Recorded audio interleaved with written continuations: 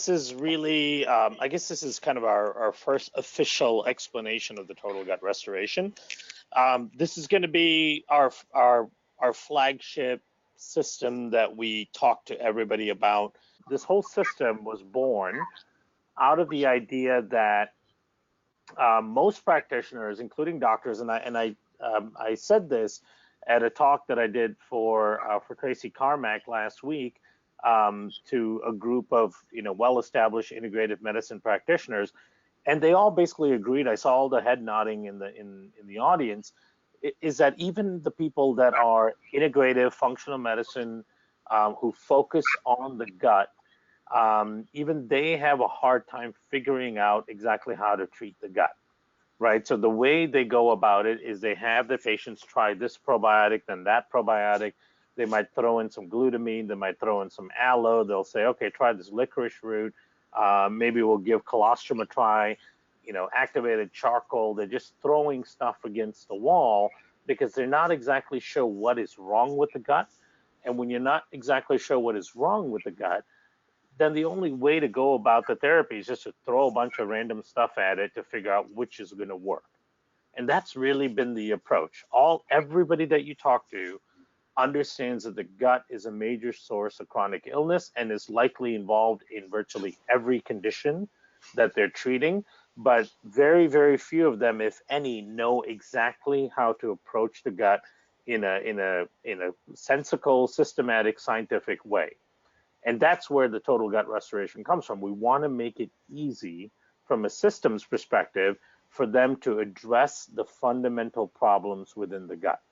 So that's the idea here. We're addressing the fundamental dysfunctions in the gut that are present in virtually everybody, right? So these issues that I'll talk about that are problematic in the gut that the system fixes are issues that are present in somebody that is suffering from a condition as severe as colon cancer to somebody that has mild cramping when they eat food, right? Because and it's just a matter of the degree of the problem. And so we address the fundamental dysfunctions, and we call this layering therapy because we have three basic products that layer upon one another to create a complete restoration. So this is the place we live in, right? So this is our world. This diagram represents the world that we live in. The very top part of the diagram, where you see all those wonderful colored dots that Langley created, those are the microbes that live in the upper part of the mucosa.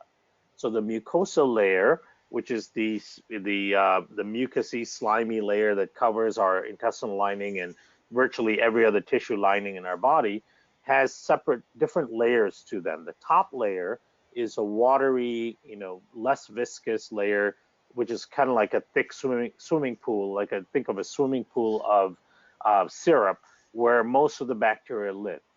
And that's where our microbiome exists. Our microbiome communicates to our immune and other cells through that mucosa layer. They secrete things, they digest things that are coming into the lumen, which is the hole in the intestines, and then they send metabolites through the mucosa into the epithelial cells where they get picked up. They send communicative messages to our intestinal epithelium, to our immune cells, and so on. So all of this is happening through the mucosa. The bottom part of the mucosa, which is represented by a darker blue, that's an area called mucin 2. That area is supposed to be thick, it's supposed to be dense, it's supposed to be hard to permeate, especially for things like bacteria, viruses, toxin, food particles, and so on. Now, and then, of course, the last part, the cell line, that's the intestinal epithelial cell line. So as you know, in between the cells, the spaces, they're called tight junctions. In people with leaky gut and people with any sort of health dysfunction, their tight junctions aren't functioning either. So if you look on the right-hand side, in a leaky gut scenario or dysfunctional gut scenario, the first part is a dysbiotic microbiota, right? And that means that you have a dysfunctional balance of good and bad bacteria. It also means that there's likely an issue with lack of diversity. And then there's also an issue of too many prominent potentially pathogenic organisms or pathogenic organisms, right? So you've got this population disarray. So in your population of your microbiome, you've got low diversity, you've got too many pathogenic organisms, and you've got an imbalance of what we would consider to be good and bad bacteria. Now, the thing is, this kind of stuff is really hard to test for with stool samples and so on. So it's better and actually more scientifically validated to assume that virtually everybody that's going into a health practitioner for some sort of health help has this dysfunction. They have low diversity, they have dysbiosis and imbalance of good and bad bacteria, and they likely have an overabundance of pathogenic organisms. Those are fundamental issues.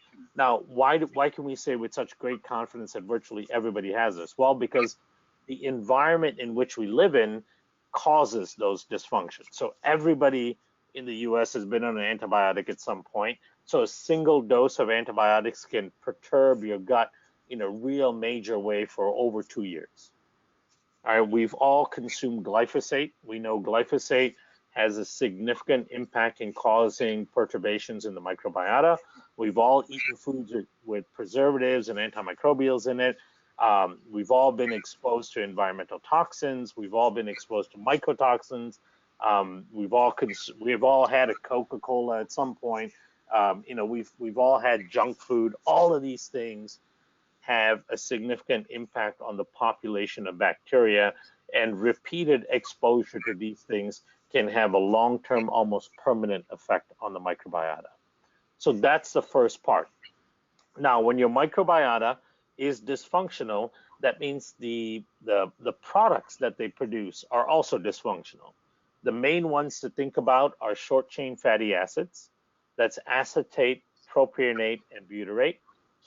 Okay, so the short-chain fatty acid production becomes dysfunctional. When you have a microbiota that's not producing adequate short-chain fatty acids, it leads to a whole host of other issues. So that's one of the fundamental issues. The other thing is other metabolites that are produced by the microbiota. For example, basic nutrients like your vitamins, methylated vitamins and that. Even things like urolithins. So urolithin, if you're not familiar with how to spell that, that's urolithins.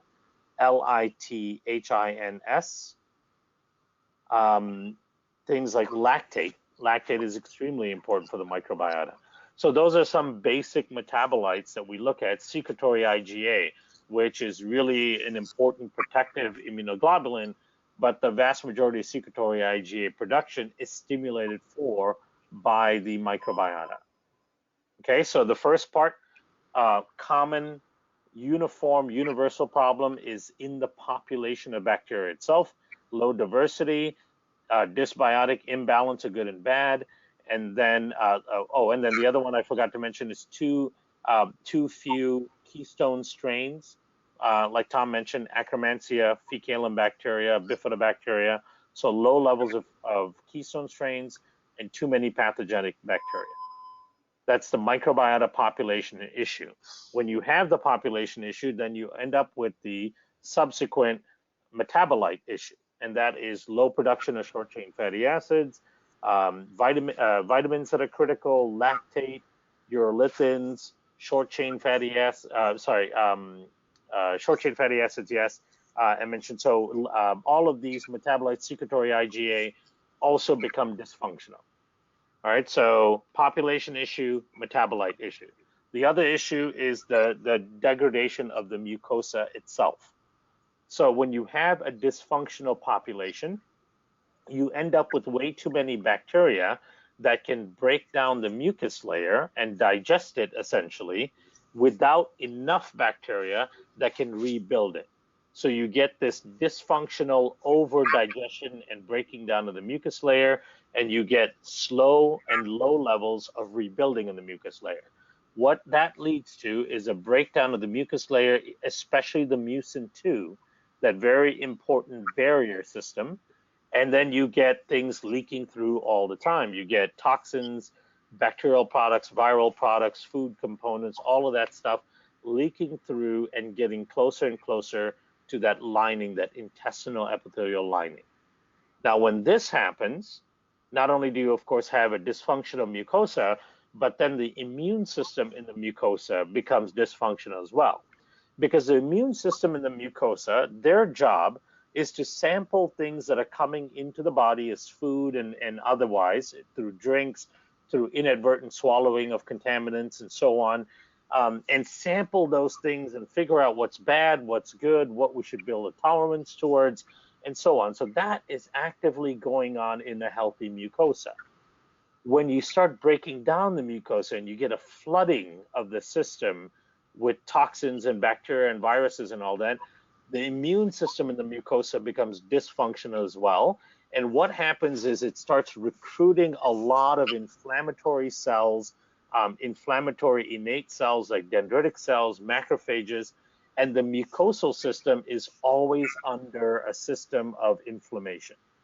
So they're in a constant state of inflammation. It's reacting in an inflammatory way to everything it's seeing, even things like milk, protein, gluten, corn, all these kind of normal food components. It starts reacting to everything in an inflammatory way. That's what leads to all of these intolerances to things. It can lead to full-on allergies to things. It leads to all of the discomfort when people eat food, and then it also allows the gut to be extremely leaky. Okay, so you see how all of these things are layering upon one another, right? So it starts with a dysfunctional population of bacteria. That dysfunctional population of bacteria totally distorts the types of metabolites the bacteria need to produce in order to keep the system functional.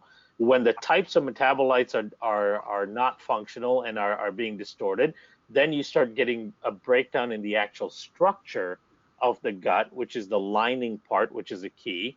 And when you have a breakdown of the structure of the lining, you start getting a breakdown of how the immune system within the structure starts responding to the environment and the world around the person. Now, all of this leads to significant inflammation with the intestinal epithelium, breakdown of the tight junction protein, so the gut opens up, becomes extremely leaky, and all of that leads to chronic inflammation in the gut lining and then chronic inflammation in the body itself. Virtually every chronic illness you can think of has some major component of what I just talked about, right? So something like colon cancer. Colon cancer occurs because the mucus layer gets broken down. Two types of bacteria, E. coli, and one of the Bacteroides moves into the inner part of the mucosa, starts producing toxins. You start getting inflammation and breakdown of the mucosa, and then you end up with chronic inflammation in the mucosa and the lining, which will eventually lead to cancerous tumor formation. This is the same thing in colitis, same thing in Crohn's, same thing in allergies, same thing in autoimmune disease, same thing in anxiety and depression, everything, and gum disease, right? This is why we're doing the gum disease study. So everything is due to this systemic functional breakdown. So I hope this part is really clear. Population breakdown, that leads to metabolite dysfunction, that leads to mucosal degeneration, that leads to dysfunctional immune response in the mucosa. All of that leads to chronic inflammation in the mucosa, chronic inflammation in the intestinal epithelium, and then eventually chronic inflammation in the body. So that's where we live. That's why this diagram is so important, right? So the way we thought about it is, how do we fix those particular things that are going on so that we can restore not only the population of bacteria, but also the metabolites that they're producing, also the mucus layer, and then eventually the intestinal epithelium, and then allow all those things to function the way they're supposed to function. So this is where total gut restoration comes from. We didn't just throw a bunch of random together in products to call it a system. This is really thought out. This is something we really went after, understanding what I just explained to you as being the fundamental breakdown in the standard American gut.